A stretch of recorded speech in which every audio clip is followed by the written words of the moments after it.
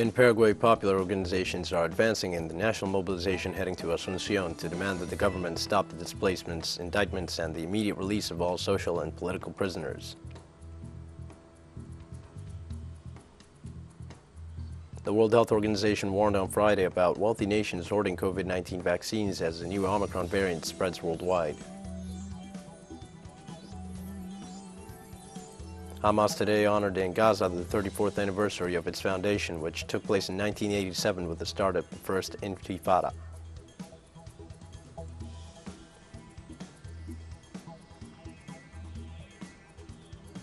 Hi, this is From the South. I am your news anchor, Diego Martin, from the TeleSUR studios in Havana. We begin with the news.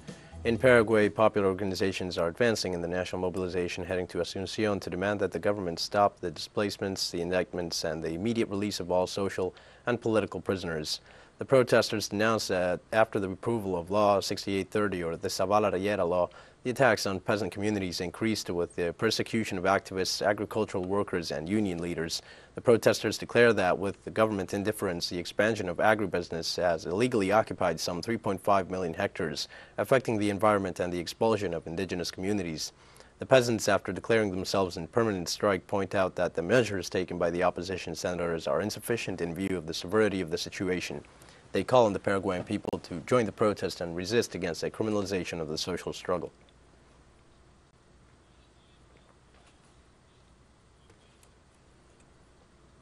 In Argentina, citizens gathered in Plaza de Mayo in Buenos Aires to participate in the celebrations on the Democracy and Human Rights Day. It is estimated that more than 200,000 people gathered in Plaza de Mayo as part of tributes following the end of the military dictatorship in 1983. Several heads of state and government officials attended the ceremony, which also coincided with the celebration of 2 years of government of President Alberto Fernández and Vice President Cristina Fernández.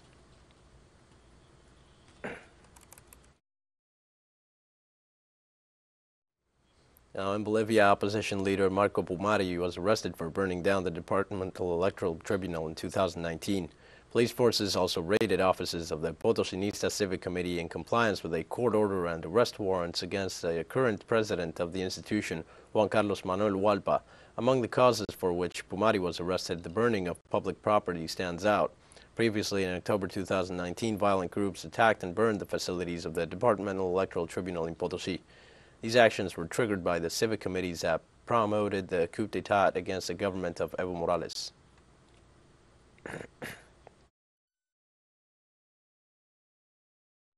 Now, in Colombia, on Monday, a toys protest to highlight child abuse was staged by the Colombian branch of SOS Children's Villages, an international non-governmental organization.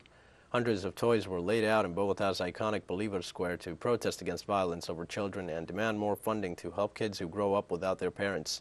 Ángela Rosales, the director of the international NGO in Colombia, said that toys represent the voice of children who need help. Demands were also addressed to Colombian government to boost spending on programs that helps children facing domestic violence and do justice against child abusers.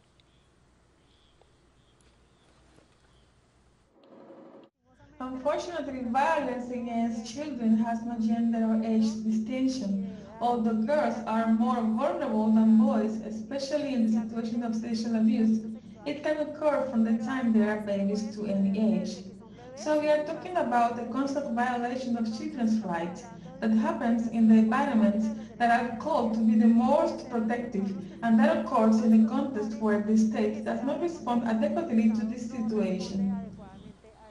And in Mexico, the number of asylum seekers killed in the accident that occurred this Thursday on a highway in the southern state of Chiapas has reached 55. President Andrés Manuel López Obrador sent condolences to the families of the deceased. Meanwhile, the Attorney General's Office of the Republic has taken over the investigations. Our correspondent Eduardo Martinez expands on it. The overturn of a trailer traveling at high speed on Tuxtla-Chiapa de Coro Highway in the southern state of Chiapas left more than 50 people dead, including a 15-year-old minor, most of them Central American asylum seekers who were trying to reach the northern border. A total of 166 people were traveling in the truck, who, according to authorities, entered the country without documents and stayed several days in San Cristóbal de las Casas before leaving on the afternoon of December 9th. The nationalities of the injured persons were 95 from Guatemala, 1 from Honduras, 1 from Mexico, 1 from Ecuador, 3 from the Dominican Republic, and 4 undefined. There are also 19 underage persons from both Guatemala and Honduras. Moving in trailers has become a common practice among asylum seekers, who pay between $2,000 and $3,500 to travel through some Mexican states. On December 3rd, for example, 105 asylum seekers were rescued in Puebla, traveling in converted trailer boxes. In October, authorities detained 3 vehicles with 6 containers in which 634 people were traveling, and in November, a similar number were found in Veracruz. Lives have been saved. Asylum seekers have been rescued from being transported in inhumane and high-risk conditions, and fortunately, tragedies such as the one that occurred yesterday have not occurred. To avoid these tragedies, President Andrés Manuel López Obrador insisted that the causes of migration must be tackled, and he made a call to his U.S. counterparts to implement the development plan he presented during his visit to Washington, which he also presented to the UN General Assembly. We are requesting immediate action because the situation is very serious. We have had to face other cases of violence in which migrants are assaulted, and we proposed that the social programs that we are applying in Chiapas be applied urgently in Central America. In this way, he said, 350,000 people could be prevented from leaving their places of origin to seek opportunities in the north. Meanwhile, the U.S. government continues to strengthen its immigration policy, including the reactivation of the migrant protection protocols so that asylum seekers in the U.S. can wait for the outcome of the procedure in Mexico. Eduardo Martínez, TeleSUR, Ciudad de México. We'll be right back after this very short break. Don't go away.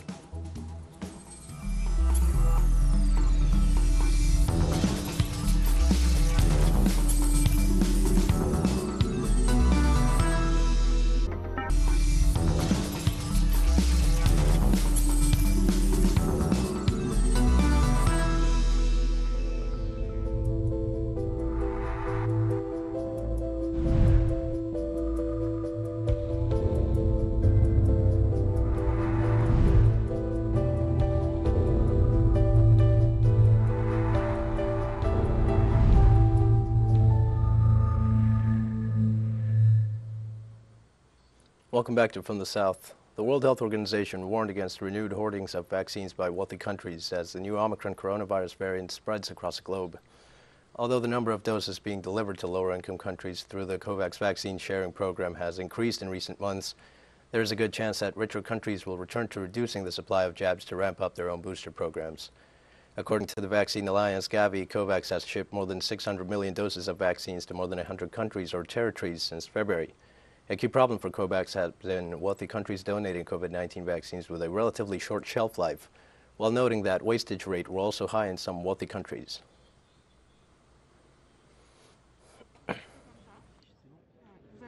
And on Friday, United Kingdom's officials said the country faces deeply concerning situation as Omicron coronavirus variant continued to spread at a high rate. UK Community Secretary Michael Gove expressed, "We have the highest number of COVID infections across UK recorded today since the 9th of January.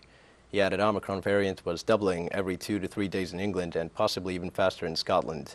30% of coronavirus cases in London were from Omicron, despite it was identified in the UK only 2 weeks ago. Gove also stated there is evidence that Omicron was causing more hospital admissions among the fully vaccinated compared with previous variants. And of course, we only identified the Omicron variant in this country, face a deeply concerning situation. The COBRA meeting that I just chaired with the First Ministers of all the devolved administrations was presented with some very challenging new information. We know that we have the highest number of COVID infections across the United Kingdom recorded today since the 9th of January. We know that the Omicron variant is doubling every 2 to 3 days in England and possibly even faster in Scotland. We know that 30% of reported cases in London are the Omicron variant. And of course, we only identified the Omicron variant in this country a fortnight ago. So we absolutely do need to keep everything under review. I think the approach that we're taking is proportionate. We recognize the importance of balancing people's ability to get on with their lives with the need to protect them against this virus. But action is absolutely required.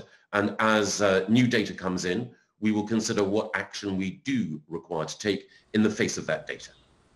Cuba becomes the second country in the world with the largest population with a complete vaccination schedule against COVID-19. The Caribbean island is among the countries leading in immunization against respiratory disease. According to figures released by Oxford University, more than 10 million of its inhabitants have at least one dose of Abdala, Soberana 2 or Soberana Plus. Let us recall that since November, the anti-COVID-19 booster vaccination campaign has been underway, and more than 440,000 Cubans have already received the extra dose of protection.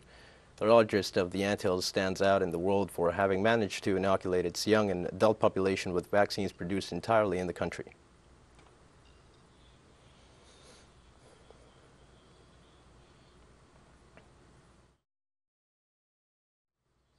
And Bolivia began vaccination against COVID-19 from 5 years of age onwards at a time when the country is already facing the so-called fourth wave of the pandemic. From the city of La Paz, our correspondent Freddy Morales has the details. The announcement of including children between 5 and 11 years old to the mass vaccination campaign was made by President Luis Arce. Our specialists from the Health Ministry have worked intensively in recent weeks to gather information, evaluate studies, and international reports, and it was decided that Sinopharm vaccine, used for children in different countries, will be used for this age group. Children began to arrive at the vaccination centers. Children do not want to stay locked up in the house. They want to go out, so parents say, so maybe they get COVID-19, and that's why they, the children, say, we should get vaccinated. Moms are confident that this protection will allow children to begin to normalize their activities. This morning we heard the news that they had already extended the age, and we've celebrated, the three of us and she even more, because we were waiting for her vaccine. The vast majority of us do the same for our children because we love them and we do not want anything bad to happen to them. I feel safer like this. They want to go out. So let's get all the children vaccinated so there will be more safety. Although there is hope that the vaccination will allow the return to face-to-face classes as of February of next year, the health minister does not encourage such expectations. This morning I saw children at the National Health School lining up with their uniforms and their expressions saying, I want to go back to school. I want to see my friends again. To hear that is beautiful.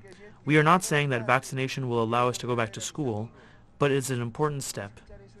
The incorporation of the new age group from 5 to 11 years old, which exceeds 1.6 million people, increases the vaccine-eligible population to more than 10 million. The country has more than 11 million inhabitants, and for the last 2 weeks has been facing the so-called fourth wave, with a constant increase in the number of new infections per day. On Wednesday, the number of infections exceeded 1,700. Freddy Morales, TeleSUR, Bolivia. We have more stories coming up after this final short break. Stay with us.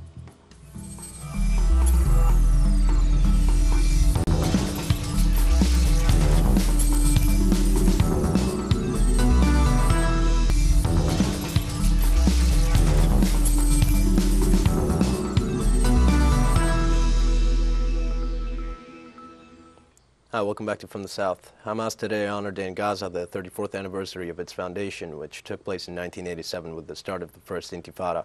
Local sources reported that due to the serious economic crisis following the fighting last May, which caused considerable damage, the central demonstration in the main square of Gaza, where in the past more than 100,000 people gathered, has now been cancelled. This year, Hamas instead asked supporters to organize marches after Friday prayers in mosques.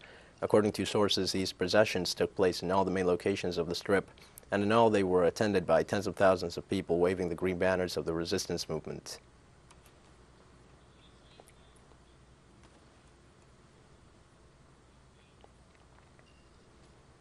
Tunisians protest violence against women in the capital. Dozens of Tunisians gathered in central Tunis and held a silent march carrying placards and banners protesting violence against women and calling on the government to do more to enforce laws to protect them from domestic violence.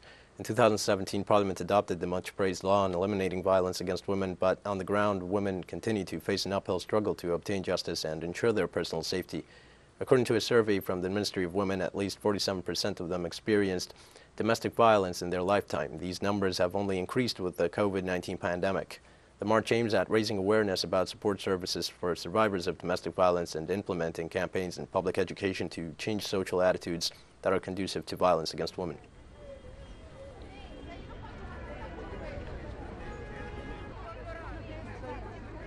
On Friday, the High Court of Justice in London approved extraditing the Australian journalist Julian Assange to the United States. As soon as the decision was known, Reporters Without Borders expressed its rejection for the possibility of extradition, saying it will bring dangerous consequences for the future of press freedom in the world. Two appeal judges accepted U.S. assurances that the WikiLeaks founder would not face the strictest measures before any trial or after conviction. The London Court of Appeal returned the case of Assange's extradition to the U.S. to a lower court in Westminster, while the WikiLeaks founder remains incarcerated. However, Assange's defense still has a right to challenge the verdict by filing an appeal. If extradited, tried, and convicted, he could be jailed for up to 175 years, although the exact sentence is difficult to estimate.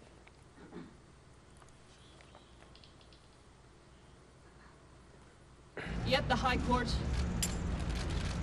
decided against Julian on this occasion on the basis of political assurances, non-assurances that the U.S. has given to the U.K. government.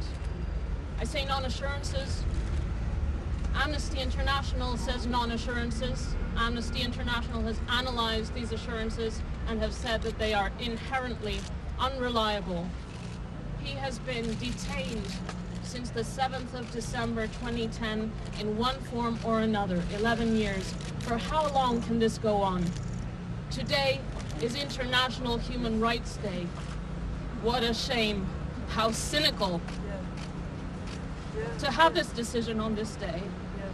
The IFE International Electronic Music Festival returns to Cuba this December for its 5th edition, bringing together artists from Latin America and Europe. We have more details with our correspondent, Lisandra Andres.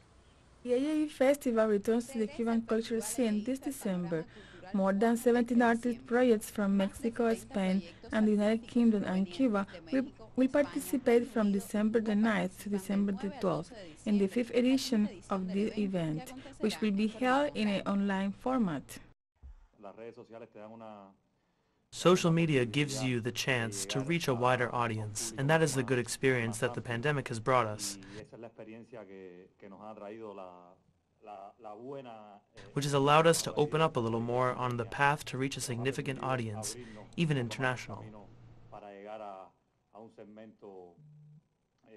As explained by its organizers, since its creation, the AEF encourages the artists who participate to investigate and deepen their knowledge of the rhythmic roots of the Cuban music, a proposal that seeks to make the festival an international reference for electronic fusion where young creators of this genre in Cuba can showcase their work. The festival has, of course, its primary objective, which is to explore the roots, to recover a little bit of the rhythms of Cuban music that are inevitably falling into oblivion. But when you combine them with electronic music, you bring them closer to new generations, and therefore you give a second life to those rhythms. This year's edition presents a lineup with a renewed representative of the Cuban music, and also gives visibility to women in the electronic music genre. Musical performances and workshops with important artists will emerge as part of this gathering.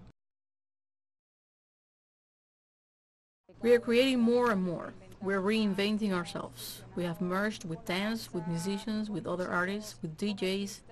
Many artistic expressions have been introduced within the festival. And that is the idea. Everything is about Cuba, from the roots to the most contemporary.